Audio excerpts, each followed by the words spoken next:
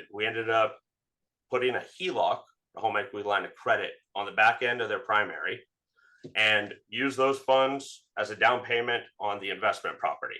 And really, that kind of started snowballing it to the degree where within 12 months later, we bought another one of that price point. Well, now you had three different properties all appreciating in value.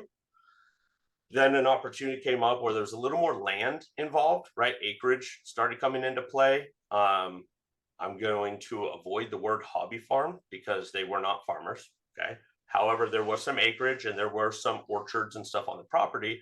But the point of it, there was room to build an addition or a second unit.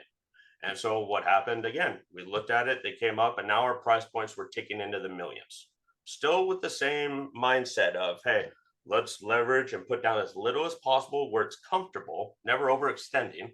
And so we ended up, they purchased another property with a little more land, bigger house where they moved into because they did have a couple kids at that time, right? So their family grew. And we rented out the first house, the other three were all rented on long term rents. We purchased this other property with 10% down. Now we're in the jumbo space, which a lot of people don't realize. Again, 10% down, no mortgage insurance. They kept all their money and their savings and checking account that they've been working and saving for in their bank. We tacked on a different line of credit on one of their rentals to accomplish the down payment for this new house. And that is literally snowballed now over 10 years. We're on Thursday today. So on Tuesday of this week, we just closed on another $3.5 million property.